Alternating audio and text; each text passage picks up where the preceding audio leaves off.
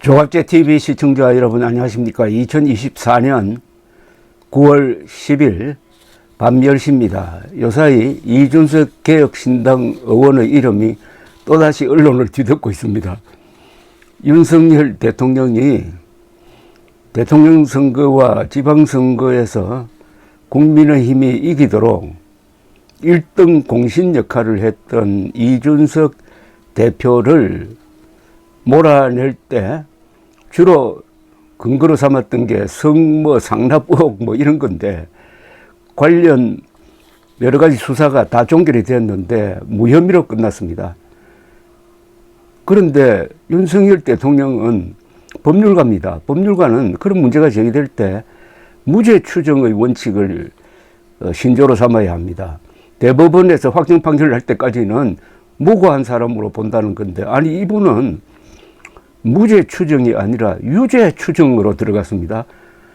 의혹 단계고 그 의혹 내용이 다 일방적인 이야기인데 그걸 근거로 해가지고 품위를 손상시켰다고 해가지고 윤리빈강 이런 걸 작동시켜가지고 집요하게 이준석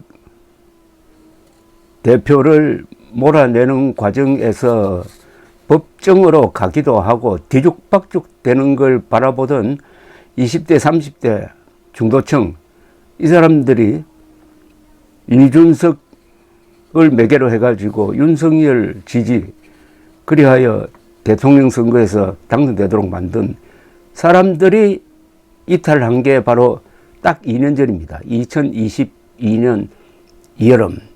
그때 지지율이 20%대로 떨어져서 그대로 유지되고 있습니다. 지금도 20%대입니다. 이준석을 몰아냄으로써 윤석열 대통령의 망조가 시작된 거죠.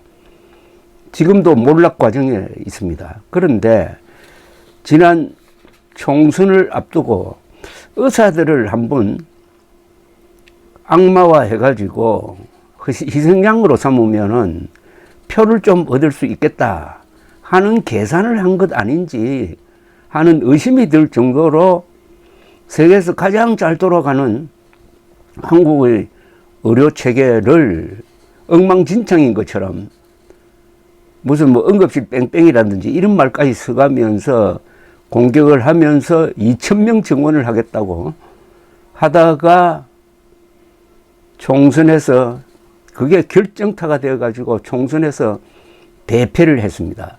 그럼 여기서 끝내야 되는데 또 계속 그걸 밀어붙이다가 이번에는 또 응급실 대란에 직면하니까 이제 회의체를 만들자 이런 데 대해서 의료계에서는 그러면은 정부가 발표한 2025년 내년 2025년 약 1,500여 명 정원을 백지화하라라고 요구를 합니다. 그러면 또 뭐라고 하느냐? 정부에서는 이미 늦었다. 어제부터 수시 모집이 시작되었으니까 돌이킬 수 없다. 이렇게 하면은 그동안에 일방적으로 윤석열 편을 들은 하수인 역할을 해가지고 한국 언론 역사상 수치스러운 지금 기록을 남기고 있는 조선일보, 중앙일보, 문화일보, 요새는 조중동이 아닙니다. 동아일보는 빼야 됩니다. 동아일보는 상당히 제대로 보도를 하고 있습니다. 조선중앙문화일보, 조중문이죠. 여기서 또 윤석열 정부 편에 서가지고 완전히 공무원 입장에서 이제는 돌이킬 수 없다라는 또 캠페인성 기사를 쓰고 있습니다. 여기에 대해서 이준석 개혁신당 의원이 채널A 라디오쇼 정치 시그널에 출연해가지고 이 정부 측 논리, 그리고 조선일보, 중앙일보, 문화일보의 논리를 일거에 이거는 박살을 냈다는 표현을 써도 되겠습니다. 굉장히 쉬운 말로 이야기합니다. 이준석 의원의 천재성은 거의 말과 글인데 그게 쉽습니다. 그러면서 핵심을 찌른다 이거죠. 의사들도 지금 의사를 대변하는 이준석 의원 같은 이 스피커를 하나 만들어내야 되는데 이준석 의원이 롤 모델인가 아닌가 하는 생각이 듭니다. 채널 A에서 한 이야기를 제가 소개를 하면서 몇 가지 지적을 하겠습니다. 이준석 의원은 정치 시그널에 출연해가지고 수험생들이 뭐 불편을 겪는다고 하더라도 그거는 문제를 일으킨 윤석열 대통령이 해결할 문제지 그건 의사들하고는 아무 관계 없다. 어디까지나 이거는 결자 해지해야 한다라는 주장을 하고 있습니다.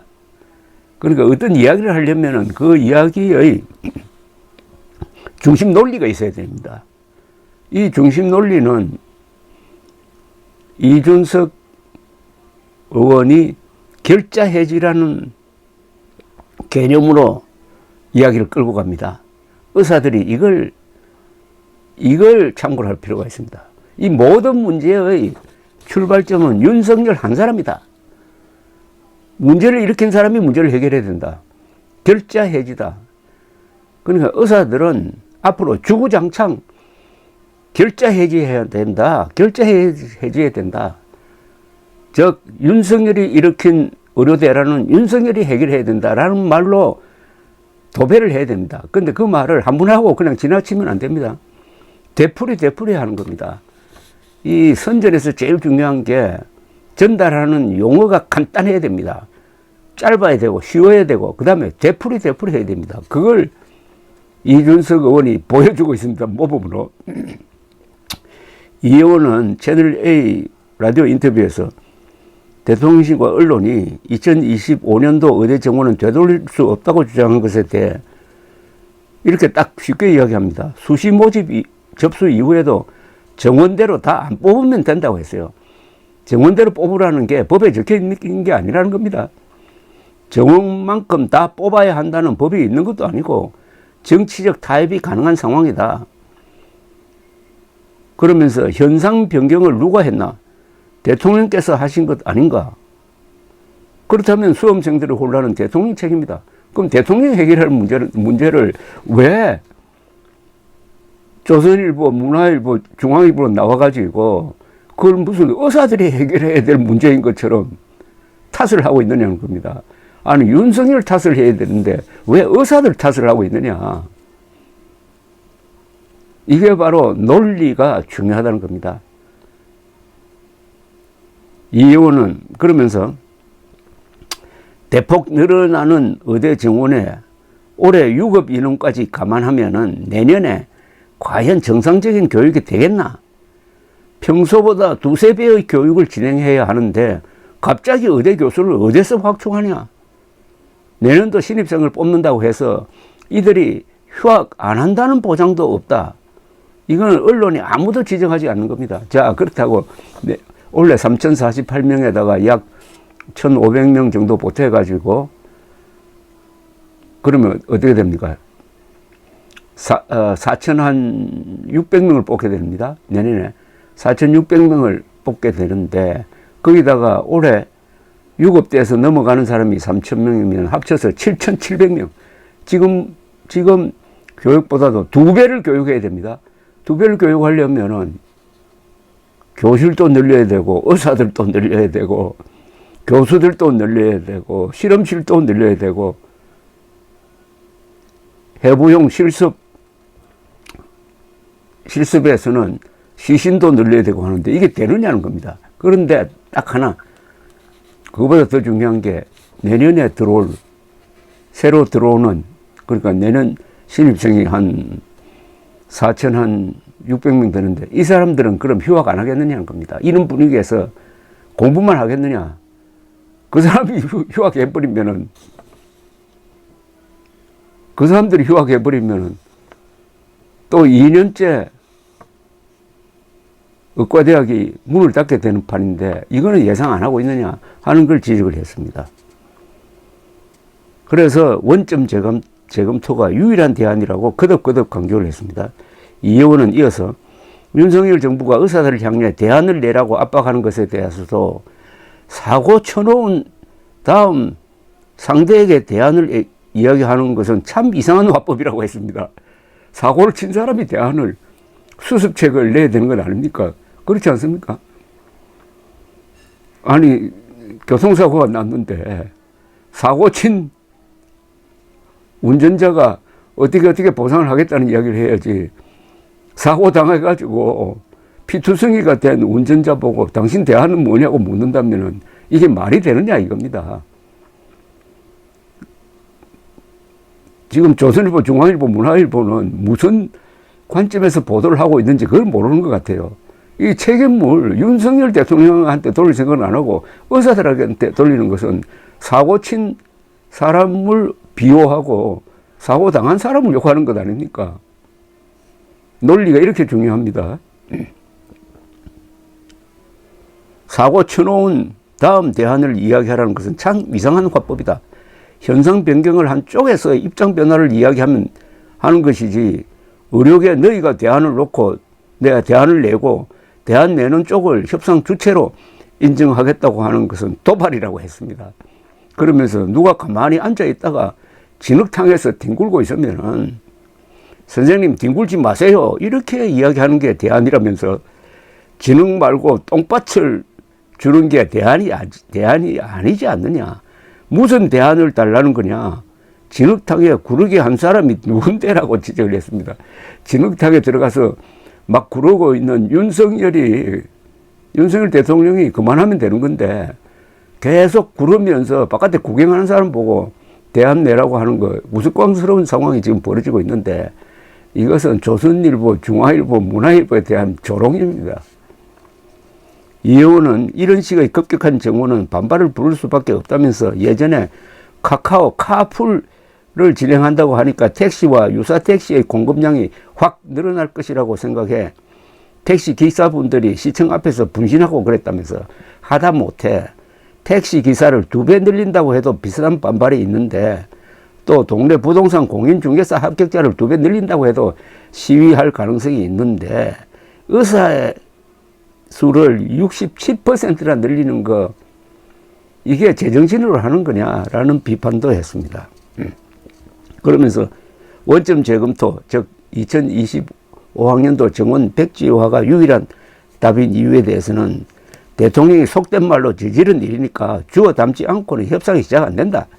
원점으로 돌려놓고 나면은 100명, 200명 정도의 정원을 다시 논의해 보자는 것도 가능할 것이다. 이 상태에서 자신의 마음을 접고 생각을 바꿔야 하는 사람은 딱 한 사람, 대통령이라고 했습니다. 그러니까 완전히 원점으로 돌려놓고 그 다음에 의사들과 2,000명도 아니고 1,500명도 아니고 한 10% 되는 한 300명 이하 수준에서 한번 논의해보자 하면은 그때부터는 대화가 가능해진다는 이야기입니다.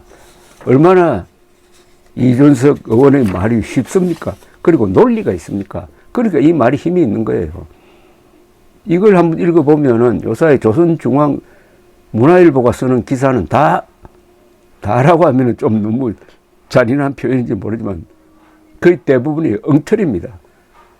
기자가 권력을 비판하는 게 언론의 속성인데, 기자가 권력 편에 써가지고 지금 피해자인 의사들을 향해서, 그건 말은 환자들을 향해서, 국민들을 향해서로 말합니다.